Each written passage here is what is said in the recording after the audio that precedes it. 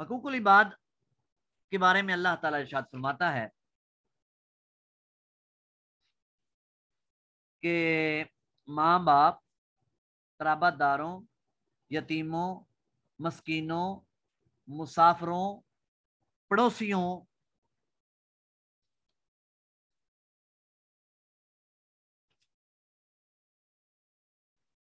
کے حقوق اللہ تعالیٰ نے بیان فرمائے ہیں۔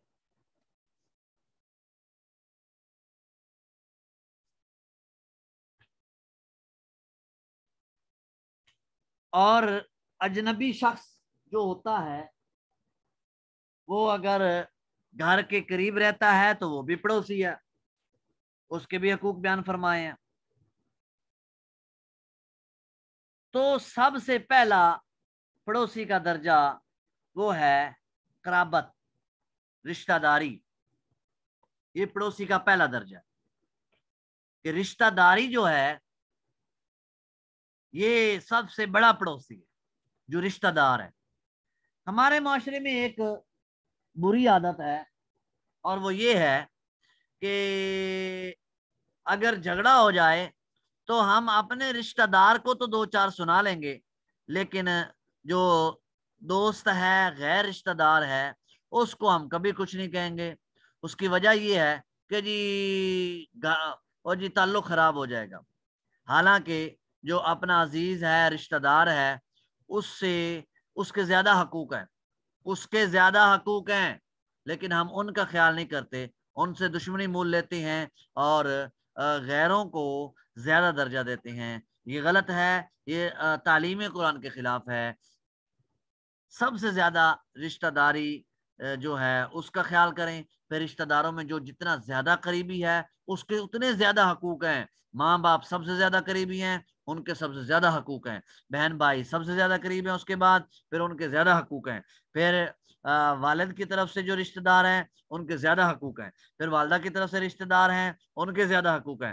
پھر ان کی اولاد کے حقوق، ان کے رشتہ داری زیادہ قریبی ہے، پھر ان کے حقوق ہیں۔ تو اس طرح یہ سلسلہ جو ہے وہ حقوق کا چلتا ہے اور درجہ بندی کا چلتا ہے۔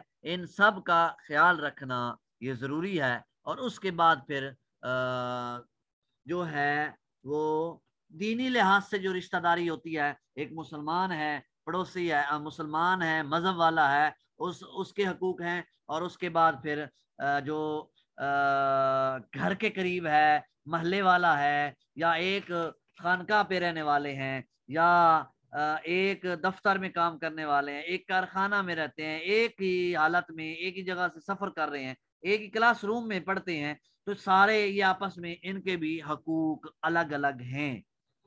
ان سب کی درجہ بدرجہ خیال رکھنا ضروری ہے۔ رسول اللہ صلی اللہ علیہ وسلم کا فرمان ہے، وہ شخص مومن نہیں ہے جس کی شرارتوں سے اس کا پڑوسی محفوظ نہ ہو۔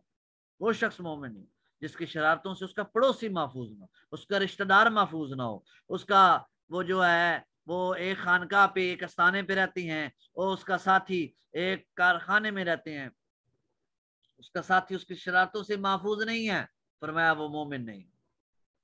اور حضور علیہ السلام فرماتے ہیں کہ جبریل امین مجھے پڑوسی کے حقوق کے بارے میں اتنی تاکید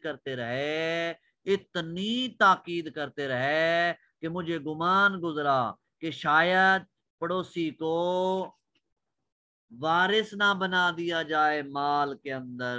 اتنی سخت تاکید جو ہے وہ کی ہے۔ تو اس لیے ان حقوق کا خیال رکھنا ازحد ضروری ہے۔